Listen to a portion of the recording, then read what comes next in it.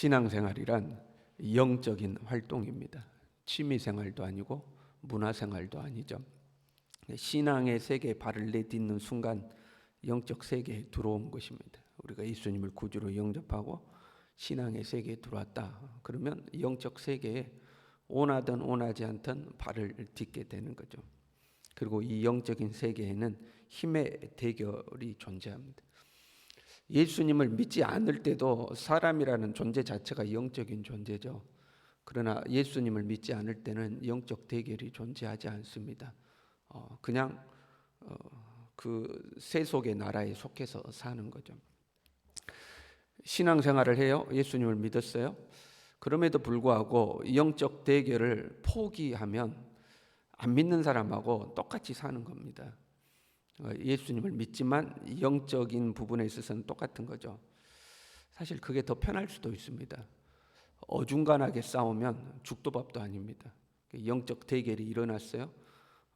그러면 그 영적 대결에서 승리를 해야 되는데 승리하지 못하고 뭐 그렇다고 안 싸우는 것도 아니고 어중간하면 오히려 삶이 더 힘들어질 수 있습니다. 차라리 싸움을 하지 않으면 평화를 유지할 수는 있죠. 그렇잖아요. 그러나 영적 싸움을 싸우지 않으면 예수님을 믿지만 영적으로 제압당하여 사는 모양입니다. 마치 이스라엘이 가나안에 들어갔지만 평지에, 하나님의 축복의 땅이죠, 평지를 정복하지 못하고 오히려 산지로 밀려나서 산지의 척박한 땅에 사는 것과 똑같은 겁니다. 정복을 하지 못하는 거죠. 영적 대결을 하게 되면 사는 것이 고달파질 수가 있습니다. 그러나 삶은 고달파질 수 있지만 거기에는 영적인 은혜가 있습니다. 하나님의 인도도 찾아오고요, 크고 비밀한 일을 가르치시는 하나님의 역사가 존재하죠. 뿐만 아니라 여러분, 싸움에서 승리하면 거기에는 상급이 있습니다. 전공에 따라서 그 싸움에서 어떤 역할을 했는가에 따라서 상급이 주어지죠. 그것만 있는 것이 아니라 전쟁에서 승리하면 전리품이라는 것이 있습니다. 그 자기 몫으로 챙길 수 있는 것들이 있죠. 그래서 영적인 싸움을 싸우면, 그래서 승리하면 거기에서부터 주어지는 축복이 이제 존재하는 겁니다. 그러나 고달플 수는 있습니다. 싸움을 안 싸우면 그냥 평화로울 수는 있습니다. 그러나 하나님이 예비하신 축복의 삶을 누리지는 이제 못하게 되는 거죠. 신앙에는 영적인 싸움을 싸우는 신앙이 있고 영적인 싸움을 싸우지 않는 신앙이 있습니다. 영적 활동을 하는 신앙이 있고 영적 활동을 하지 않고 그냥 백기 들고 사는 이제 신앙인이 존재하는 거죠. 이 영적인 싸움, 영적인 활동에 있어서 가장 기본적이고 가장 중요한 것이 이 기도입니다. 기도하지 않는 신앙인은 사실 영에 속한 사람이라고 보기가 힘듭니다. 자기 경험은 있어요. 오랜 동안 해온 자기 경험이 있고 배워온 성경에 대한 지식도 있어요. 그러나 그 순간적인 어떤 생명력은 없는 겁니다. 순간순간 찾아오는 하나님의 생명력이 이제 없는 거죠. 자기 경험으로 신앙생활하는 겁니다. 그래서 어떤 문제가 생기면 자기 경험으로 이야기하고 자기 지식으로 이야기하고 어떤 성령의 인도와 성령의 가르침을 받지 못하죠. 기도하지 않으면 사실 영에 속한 사람이라고 보지 않습니다. 오늘 말씀이 이렇게 되어 있어요. 기도를 계속하고 기도에 감사함으로 깨어 있으라, 이렇게 됐죠. 기도를 계속하라. 이 계속이라는 단어가 항상 힘쓰라 그 말이거든요. 두 가지 단어로 만들어져 있습니다. 무엇 동안이라는 단어와 참다 견디어내다, 그런 말입니다. 기도를 계속한다는 것은 무엇 동안 참아 견디는 것을 말하는 거예요. 그래서 이 단어가 다른 데서는 이렇게 이런 의미를 갖기도 합니다. 학고부동하게 지속하다, 변함없이 헌신하고 충성하다, 뭐 이런 말이에요. 변함없이 헌신하고 충성하는 거죠. 근데 그 충성하는 것이 기쁘게 해내는 것만 있는 것이 아니라 참고 견디는 겁니다. 무엇 동안 참고 견디다 하는 거죠. 기도는 견디어내는 겁니다. 기도라는 것은 견디어내는 거예요. 찬송 중에 내 기도하는 그 시간, 그때가 가장 즐겁다, 뭐 이렇게 우리가 찬송하잖아요. 그러면 할렐루야죠. 기도할 때마다 즐겁고 기도할 때마다 행복하고 막 기도하는 시간이 기다려지고 기도하려고 예배당에 앉기만 해도 마음의 기쁨이 충만하고 그러면 할렐루야입니다. 뭐 힘들 게 없죠. 그런데 항상 그런 건 아닙니다. 기도 생활을 하면 어쩔 때는 하기 싫고, 어쩔 때는 귀찮고, 어쩔 때는 아이고 오늘도 기도해야 되냐, 그런 마음이 생기는 거죠. 그거를 견디어내는 겁니다. 견디어내는 것이 기도를 계속하는 거예요. 감사함으로 깨어 있으라 그랬습니다. 보세요. 내가 지금 기도하기 싫어 죽겠는데 어쩔 수 없이 견디고 하고 있는데 뭐가 감사해요? 근데 감사함으로 깨어 있으라 하는 거죠. 한번 생각해 보면 기도할 수 있는 것이 감사한 일이에요. 여러분, 이 새벽에 나오는 것 자체가 감사한 일인 걸 믿으시길 바랍니다. 다리라도 하나 부러져 봐요. 나오고 싶어도 못 나옵니다. 그렇잖아요. 새벽에 나올 수 있는 것은 건강하니까 나온 거예요. 또 새벽에 나와서 기도할 수 있는 삶의 환경이 조성되어 있으니까 나오는 겁니다. 어디 머리에 나사라도 하나 풀려봐요. 들어 누워서 못 나옵니다. 그 나이가 드신 성도님들 중에 이제 쇠약해지셔서 교회 못 나오신 분들 있잖아요. 그분들이 하는 고백이 다 그거예요. 교회 가서 예배 한번 드리면 좋겠다는 거예요. 그 약해지면 못 나오는 거면 나오고 싶어도 못 나와요. 근데 이렇게 나올 수 있는 거 여러분 감사하시길 바랍니다. 그것보다도 건강하니까 나오는 거 감사해요. 그것보다 더 감사한 것은 나 같은 죄인이 하나님 앞에 나와서 주저리 이야기할 수 있는 것 자체가 감사한 거 아닙니까? 나 같은 사람이 온 세상을 창조하고 다스리시는 그 하나님의 보좌 앞에 나와서 하나님과 1대1로 마주하고 앉아서 하나님께 이런 이야기도 하고 저런 이야기도 하고 하나님의 뜻을 묻기도 하고, 이거 자체가 여러분 감사한 일 아닙니까? 감사라는 거죠. 그리고 사실 그 숨어있는 속덕은요, 감사함으로 기도에 깨어 있으라 하는 것은, 기도하면서 감사할 수 있는 것은 응답에 대한 강한 믿음의 표시입니다. 내가 기도하면 하나님 응답하신다는 거예요. 지금은 내가 때로는 기도하기 힘들고 기도할 때 고달프고 아이고 기도 힘들다 이런 생각이 들지만, 그래도 기도하면 하나님은 응답하신다 하는 그 믿음이 있기 때문에 감사하고 버티고 있는 겁니다. 내가 배가 고파요. 배가 고프고 먹을 걸 사 먹을 돈이 없어요. 그러면 이제 우리 사회는 무료 급식소 같은 데가 있어서 시간 되면 이렇게 무상으로 밥을 나눠주고 그런 것도 있잖아요. 아직 시간이 안 됐어. 문이 닫혀 있어. 나는 배가 고파. 그런데 그 문 앞에 기다리고 앉아 있죠. 그 문이 열린다는 것을 기대하고 기다리고 앉아 있는 거 아닙니까? 그러니까 지금은 내가 배가 고프고 힘이 들지라도 하나님은 반드시 응답하신다. 기도의 문이 열리고 하늘의 문이 열린다. 그 믿음이 있으니까 감사하고 그 앞에 앉아 있는 거죠. 그래서 감사함으로 깨어 있는 겁니다.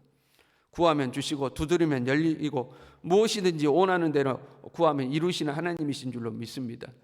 그러니까 기도의 자리에 나오면 감사함으로 나오는 거예요. 때로는 고달프지만, 때로는 아유 오늘은 하지 말자 이런 생각이 들지만 그래도 감사함으로 나오는 거죠.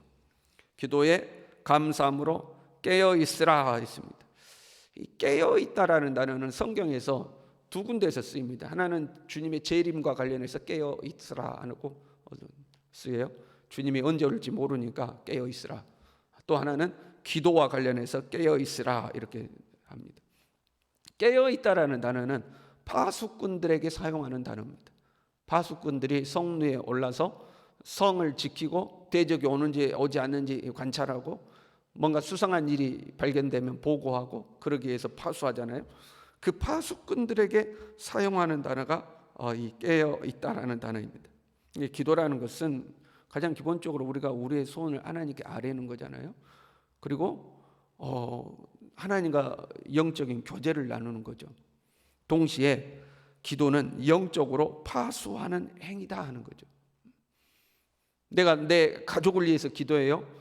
그러면 내가 인식하든 인식하지 못하든지 간에 그 기도가 우리의 가족을 지키는 겁니다. 내가 교회를 위해서 기도해요. 그럼 그 기도가 교회를 파수하는 거예요. 우리가 나라를 위해서 기도해요. 그럼 우리의 기도가 나라를 지키는 거예요. 깨어 있다는 것은 파수하는 겁니다. 지키는 겁니다.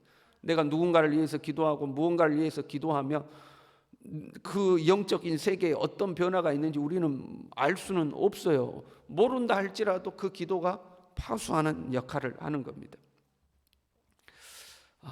그래서 여러분 우리가 깨어 기도해야 할 줄로 믿습니다. 특별히 이렇게 새벽에 기도하는 게 중요해요. 간혹 그런 생각을 해봐요.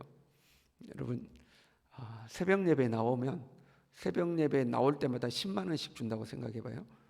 여러분 새벽 예배 마치고 기도하고 이제 나가요. 그러면 이제 기본 10만 원을 드립니다. 30분 기도하면 거기다가 추가로 5만 원을 더 드리고 1시간을 기도하면 추가로 더 5만 원을 더 드려요. 그래서 새벽에 나오면 10만 원, 1시간 기도하면 이제 20만 원이 되는 거예요. 여러분 새벽 예배 몇 분 나올까요? 우리 교회에서 매일 새벽마다 한번 새벽 예배 나오기만 해도 10만 원씩을 드려요. 그러면 몇 분 나올까요? 아마 지팡이를 짚고서라도 나올 겁니다. 그러지 않겠어요? 지팡이를 짚고서라도 나오겠죠. 그럼 몇 시간씩 기도할까요? 그 1시간 기도하면 10만 원 더 드리는데 막 2시간, 3시간씩 하고 20만 원 주라는 사람도 있을 겁니다. 그러지 않겠어요? 나 2시간 했으니까 2시간 목 달라고 하는 분도 있지 않겠어요? 우스갯소리로 하는 거지만 기도의 가치를 얼마에 두느냐 하는 거죠. 내가 기도하는 이 기도의 가치가 얼마짜리냐 하는 거죠. 10만 원도 못 하는 거죠. 10만 원 한다고 생각하면 나올 거 아니에요? 근데 기도의 가치가 10만 원도 안 되는 거예요. 매일 아침 3만 원 준다. 기도할 때 3만 원 준다. 새벽 예배 나오면 3만 원 준다. 그럼 나올까요? 안 나올까요? 지팡이 짚고 나오는 분이 있을 겁니다. 근데 3만 원도 안 하는 거죠. 우리가 기도의 가치를 그렇게 귀하게 보지 않는 겁니다. 그러나 예수님은 우리에게 기도의 본을 보여주셨어요. 마가복음 1장 35절에 보면 새벽 아직도 밝기 전에 예수께서 일어나 나가 한적한 곳으로 가서 거기서 기도하시더니, 왜 새벽 한적한 곳으로 나가서 기도하셨을까? 우리에게 본을 보여주시는 거예요. 그럼 주님께서 우리에게 본을 보여주실 때는 이유가 있지 않겠습니까?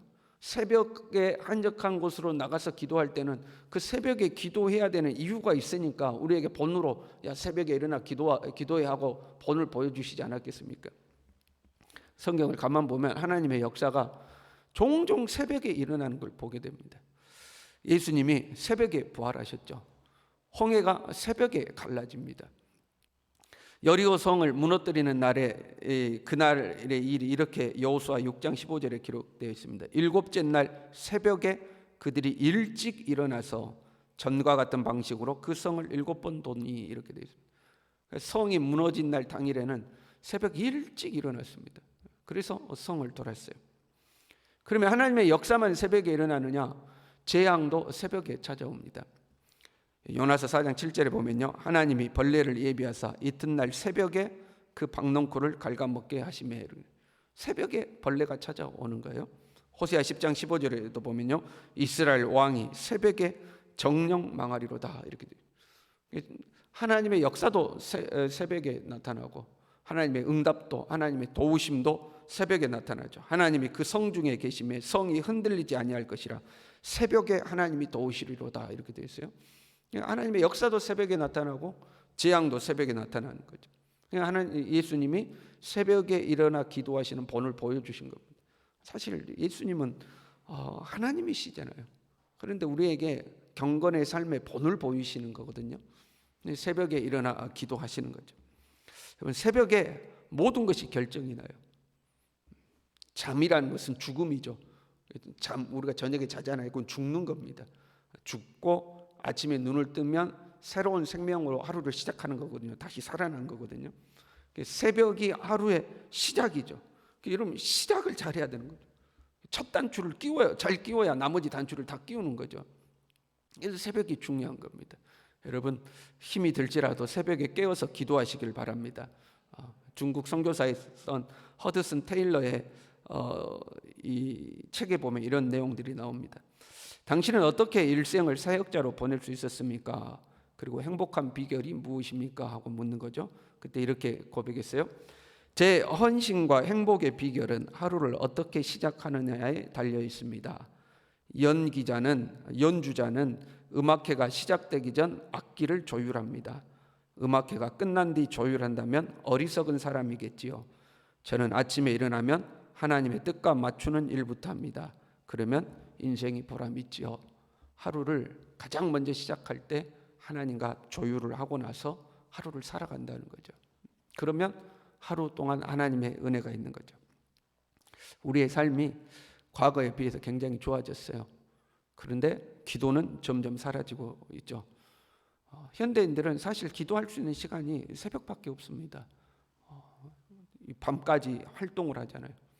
그러니까 밤을 빨리 정리하고 새벽에 일어나서 하나님 앞에 기도해야 되거든요. 그리고 그렇게 기도할 때 영적인 세계에는 변화가 일어나기 시작하는 거죠.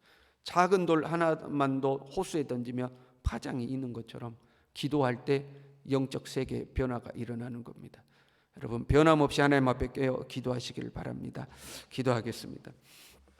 하나님 아버지, 이 새벽에도 우리를 깨워 불러주시니 참으로 감사를 드립니다. 기도에 우리가 기도를 멈추지 않고 기도를 계속하고 감사함으로 깨어 있도록, 때로는 지치고 힘들 때도 있지만 하나님이 기도하기를 견뎌내고 주님이 내 기도에 반드시 응답하신다는 것을 믿고 감사하고, 내가 기도할 때에 나의 기도를 통해서 파수의 역할이 일어난다는 것을 믿고 여러 사람을 위하여 중보하여 기도하는 우리 모두가 될 수 있도록 하나님 우리를 강한 발로 붙잡아 주시옵소서. 예수님의 이름으로 기도 올리옵나이다. 아멘.